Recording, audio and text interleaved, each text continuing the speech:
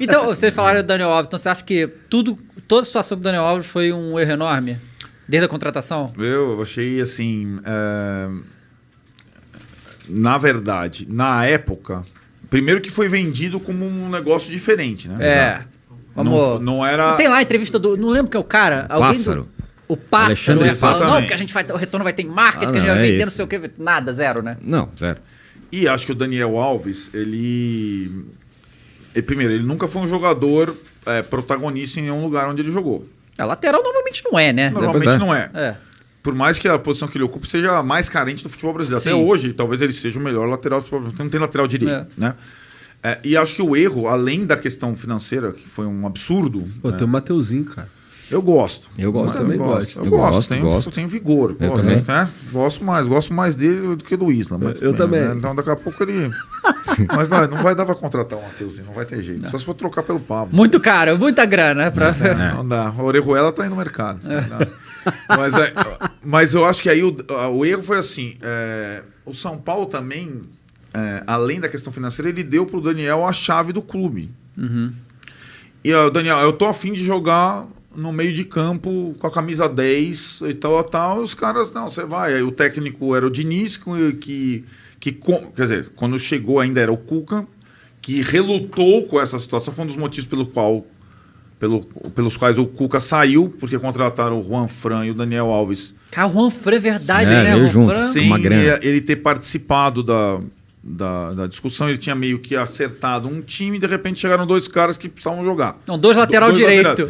Daí os caras, não, Cuca, um vai jogar na lateral direito, outro vai ser o 10 do seu time. Aí o Cuca, saiu rapidinho. E o Diniz chegou, Diniz, o time aqui, o Daniel Alves é o 10 e o resto é...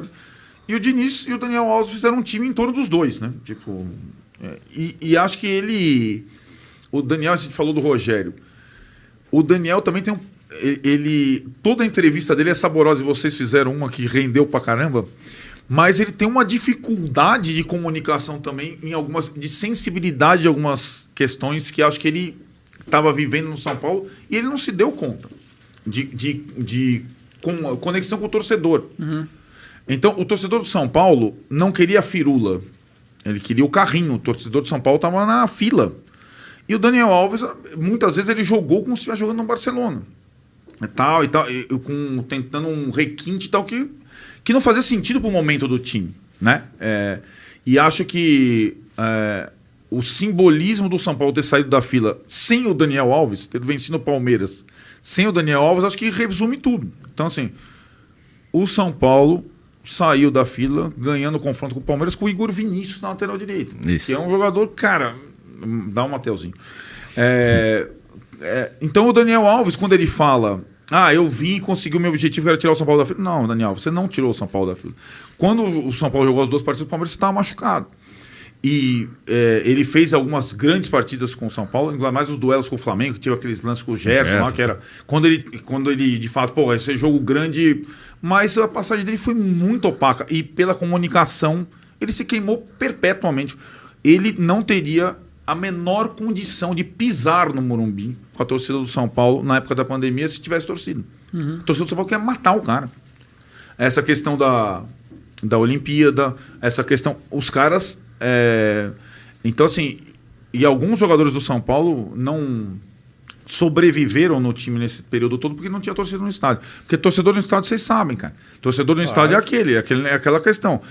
O Flamengo perde do Atlético Paranaense, o técnico é tal, o jogador é tal, e se o jogador não reagir na partida seguinte, ele vai começar, ele não joga mais, entendeu? É o René. Os caras pedem a cabeça. O cara tal, não joga, cara. Não joga, não consegue jogar.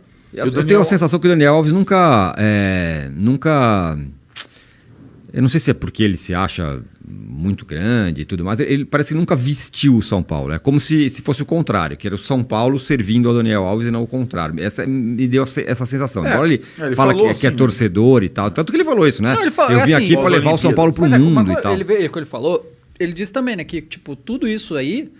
aí que tá, a torcida não tem nada a ver com isso, mas a diretoria simplesmente aceitou. Ele chegou e falou, não, quando tiver a seleção brasileira eu vou, foda-se, quando eu vou fazer isso, foda-se, eu vou...